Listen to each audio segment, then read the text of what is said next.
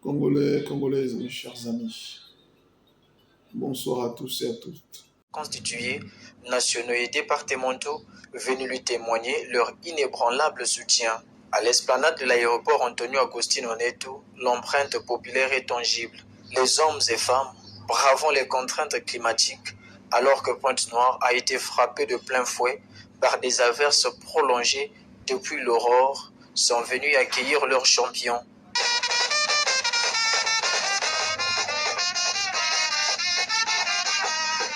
L'attente ne sera plus longue. Aussitôt sorti, le numéro 1 congolais prendra place pour patronner la cérémonie de lancement des travaux relatifs au centenaire de Pointe-Noire. Tour à tour, Evelyne Tchitchel et Alexandre Honoré Baka, respectivement maire de la ville et préfet du département de Pointe-Noire, vont faire sortir des flèches les meilleures de leur carquois pour saluer les œuvres du bâtisseur infatigable. À la faveur du centenaire de cette ville, c'est encore à Pointe-Noire que vous pensez comme laboratoire de la municipalisation additionnelle. Vous entreprenez de donner à Pointe-Noire la stature d'une ville centenaire. Vous vous attelez à réunir dans le creuset de votre vision les facteurs d'attraction de cette ville que l'histoire et le poids économique prédestinent à une échelle enviable de rayonnement. Bref, de vos deux mains bâtisseuses, vous désirez faire de Pointe-Noire un véritable phare.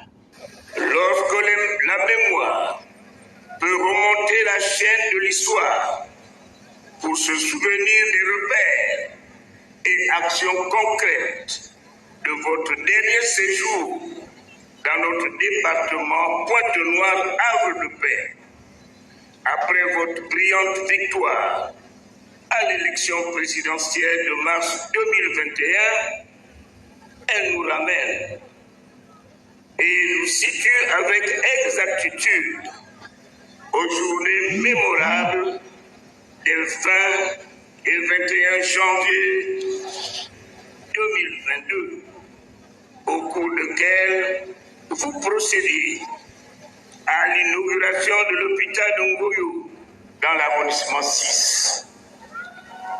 La mise en circulation des avenues en pavé des quartiers autrefois précaires tels que Mboukou dans l'arrondissement 3 Tiédi, Mbota, Chinyambi dans l'arrondissement 4 Ouandjili, puis in fine à l'inauguration du nouveau siège somptueux du port autonome de Pointe-Noire.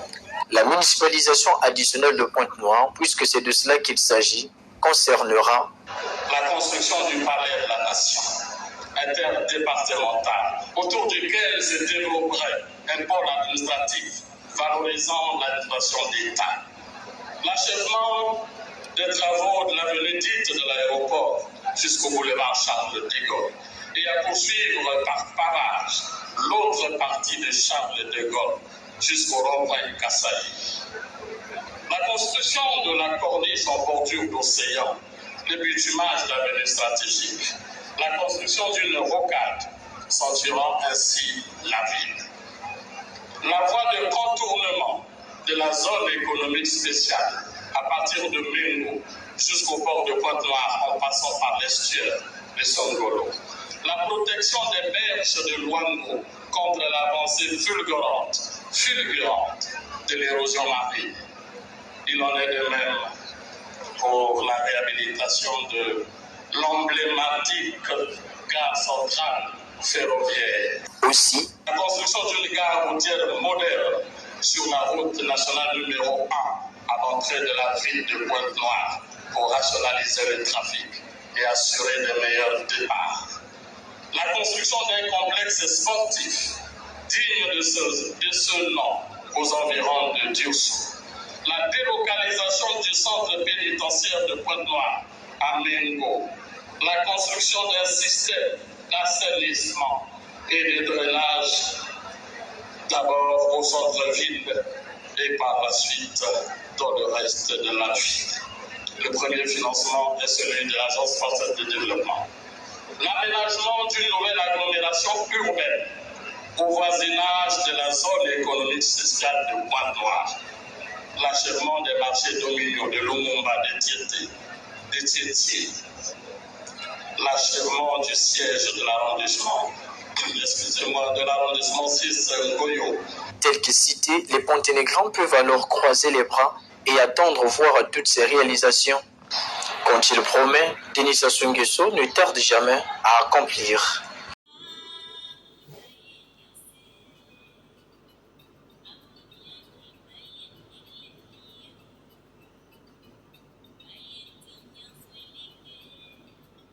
Congolais, Congolaises, mes chers amis, bonsoir à tous et à toutes. C'est Jeunesse Leader qui se présente à vous ce soir. Et l'objectif de cette entrevue, ou plutôt de cette vidéo, c'est de pouvoir donner un avis qui, je le crois, sera d'une certaine objectivité sur les sujets politiques du moment qui ont principalement concerné le centenaire de Pointe-Noire, mais pas que, le centenaire de Pointe-Noire, qui ont aussi concerné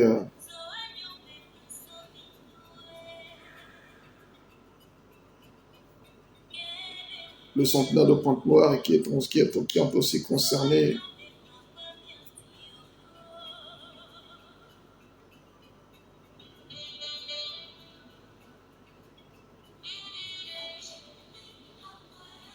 la fameuse note ou la circulaire qui avait été relative aux exonérations des droits de douane. Parce que, évidemment, il y a quelques, il serait convenable de l'appeler ainsi, il y a quelques polémiques autour de la question des droits de douane, de l'exonération des droits de douane et droits informatiques par rapport à la circulaire ou à la note qui avait été prise. Et de cela, probablement 2 mois par le ministre des Finances, compte tenu de la vie chère, parce qu'il était effectivement question de juguler cette vie chère en essayant de réduire justement le coût du panier de la ménagère. Donc il va avoir pour ce soir, assez rapidement, ces quelques 2-3 sujets que nous allons voir ensemble. D'abord, je voudrais vraiment remercier tous ceux et celles qui auront eu l'occasion et pris de leur temps pour écouter cette intervention. L'objectif ici, très concrètement, c'est de pouvoir parler vrai, sans passion, sans émotion,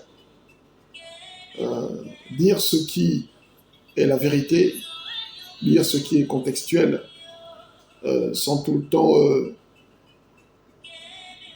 être dans les moi, les passions et ce besoin qui est légitime en soi pour les Congolais, pour ceux des Congolais qui prennent souvent les réseaux sociaux d'assaut, qui montent souvent au créneau, parce que les réseaux sociaux aujourd'hui sont la vitrine du monde. Donc tout le monde sur les réseaux sociaux cherche à s'exprimer, à donner son avis, son opinion. Sans plus tarder, mes chers amis, les sujets dont je souhaitais m'entretenir avec vous ce soir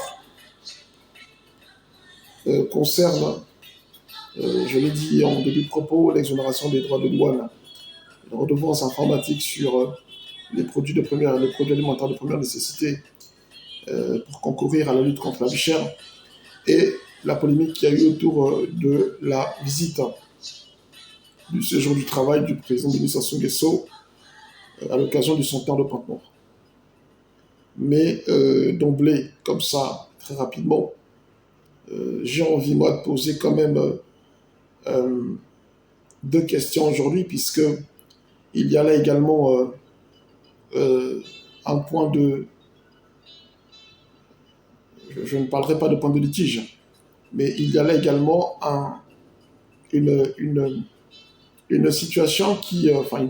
un état ou un système de pensée qui tente à vouloir expliquer que dans la ville de Pointe-Noire, cette ville ne serait pas tout acquise à la cause du président de la République et que ce serait en vérité un véritable bastion de l'opposition.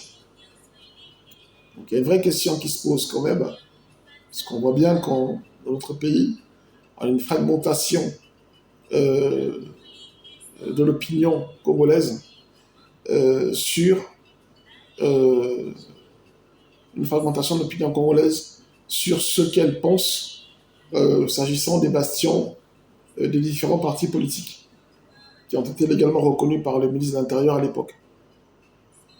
Donc, question, mes chers amis, chers compatriotes, est-ce que la ville de Pointe-Noire est toujours un bastion politique de l'opposition congolaise?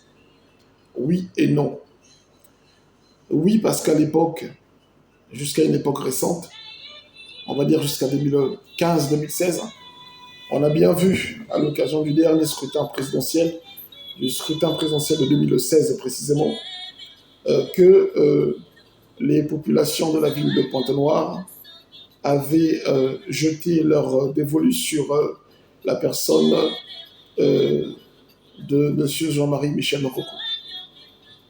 En vérité, ce monsieur avait été plébiscité, non pas seulement dans la ville océane de Pointe-Noire, mais également plus largement dans les autres départements de la République du Congo, de façon assez majoritaire, à part probablement le Poul, où on s'en souviendra, c'est M. Kolola qui avait remporté les élections dans ce département. Nous sommes aujourd'hui en 2022, et on l'a bien vu en 2021 que le plébiscite dont jouissait le candidat principalement opposé au président 2016, aujourd'hui c'est atténué ce plébiscite-là, puisqu'on a bien vu qu'en 2021, le Parti congolais du travail, qui avait choisi pour candidat le président Denis Sassou Nguesso, était parvenu dans la ville de Pointe-Noire à obtenir des scores et des résultats fort encourageants et qui étaient de nature à démontrer qu'effectivement, il y a eu un avant 2016 et un après 2016. Bien. Donc aujourd'hui, l'immense majorité de la population congolaise ayant en moyenne 25 ans, aujourd'hui, et on parle là d'une population juvénile qui n'a connu que M. Denis Sassou Nguesso comme président, puisque on parle là d'une population qui est née dans les années, à partir des années 1997. Cette population n'a connu que le président Denis Sassou Nguesso. Ça, c'est une certitude, il n'y a pas de débat là-dessus. Et il faut expliquer donc à cette population, à cette jeunesse, quel est quel est en termes de visibilité, ou si vous voulez, qu'est-ce que représente aujourd'hui l'échiquier politique? Quel est le poids des partis politiques congolais dans les différents départements de la République du Congo? Pour ce qui est de Pointe-Noire, hier, bastion de l'opposition, oui, certainement. Aujourd'hui, cette affirmation connaît un atermoiement qui est certain. Cette affirmation n'est plus aussi certaine qu'elle ne l'était, pour la simple bonne raison que le candidat d'alors du Parti congolais du travail a, dans le département de Pointe-Noire-du-Pilou, remporté un certain nombre de suffrages dans différents bureaux de vote. Alors, il était important de le dire, puisque dans l'esprit, dans le conscient collectif le souverain primaire d'une certaine frange de la population, on en est encore à considérer que, certainement par nostalgie, que le Pointe-Noire et le Kouilou sont toujours des bastions de l'opposition congolaise, ce qui n'est pas vrai. C'est d'autant plus factuel que il vous souviendra que quand vous regardez, vous observez les résultats des élections législatives qui ont été tenues très récemment, ce qu'il ressort justement de ce scrutin, c'est que les partis politiques traditionnels qui, de tout temps, depuis les années 90, étaient les fers de lance du département de Pointe-Noire et du Kouilou, ces partis politiques traditionnels-là n'ont plus la cote dans le cœur des Pontenégrins. Il s'agirait ici de l'RDPS, du Club 2002 Pur, du MAR et du parti de M. Alexis Nzinga. Ce sont des partis qui ne donnent plus confiance dans la population. Ce sont des partis qui ont perdu de leur superbe, dont la crédibilité a été savamment et fortement remise en cause, compte tenu, évidemment, vous l'aurez compris, des alliances qui ont été nouées par ces partis qui traditionnellement étaient situés à l'opposition, dont beaucoup ont aujourd'hui rejoint la majorité présidentielle, la majorité alliée du parti présidentiel. Il y a donc, de ce point de vue-là, subséquemment au titre de la conséquence à tirer, il y a donc lieu effectivement de considérer que la ville de Pointe-Noire n'est plus un bastion politique de l'opposition. Ce qui amène donc à une autre conclusion qui, mes chers amis, doit être évidente pour nous tous, c'est que le PCT aujourd'hui fait jeu égal dans certaines circonscriptions, et ce PCT-là même, dans d'autres circonscriptions, est passé devant les partis traditionnalistes dont je parlais tout à l'heure. Ceci pour dire que la visite du président de Sassou Nguesso à Pointe-Noire a été marquée par une forte ovation du chef de l'État lors de sa descente à Maya-Maya. D'aucuns diront c'est parce qu'on a offert des t-shirts, d'autres diront c'est parce que les gens ont faim, ils n'ont pas le choix. Mais je ferai quand même noter à ces personnes-là que il y a aussi des gens qui ont faim et qui ne se sont pas déplacés. Il y a aussi des gens qui ont des problèmes, des problématiques existentielles et essentielles de nutrition, qui n'ont pas fait le déplacement pour aller applaudir le président de la République. Ce qui équivaudrait à considérer que oui, le panel, ou si vous voulez la population ou la foule qui était massée aux abords de l'aéroport d'Agostino Neto à Pointe-Noire, de façon majoritaire, n'a pas concerné une population qui aurait été bénéficiaire d'un appel à venir massivement se tasser aux abords de l'aéroport pour venir accueillir le président de la République. Beaucoup l'ont fait de leur initiative, de leur volontarisme, beaucoup l'ont fait de leur détermination, de leur appartenance, de leur adhésion au parti congolais du travail ainsi qu'aux autres partis de la majorité présidentielle. Tout le monde n'est pas allé à l'aéroport applaudir le président parce qu'on avait donné des billets, quelques billets ça et là.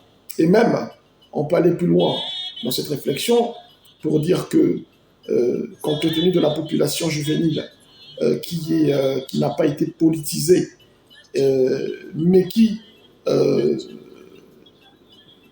vit des moments ou qui est dans des situations, cette population-là, qui est dans des situations, des conditions de vie et de subsistance qui sont assez difficiles, compte tenu de ce facteur-là, couplé au fait que ces mêmes personnes sont des sympathisants, des adhérents de ces partis politiques alliés de la majorité présidentielle, y compris du Parti congolais du travail, lorsque vous couplez ces deux faits, il y a quand même lieu de tirer la conclusion de ce que une partie de ces Congolais, nos compatriotes qui sont allés accueillir le président de la République, étaient allés de bon cœur volontaristes parce que, justement, se reconnaissant comme étant membres soit du PCT, soit des partis de la majorité alliée du pouvoir de Brazzaville.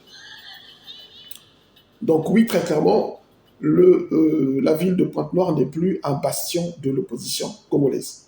On l'a vu avec les dernières élections législatives, et il y a fort à parier que ce sera encore nettement plus visible à l'occasion des élections, des prochains scrutins électoraux qui déjà pointent à l'horizon, puisque nous parlons là d'élections qui sont à intervenir pour 2026 et 2027, donc dans 3 ans et 4 ans, à compter de décembre de cette année. Ça, c'était, mes chers amis, pour l'introduction.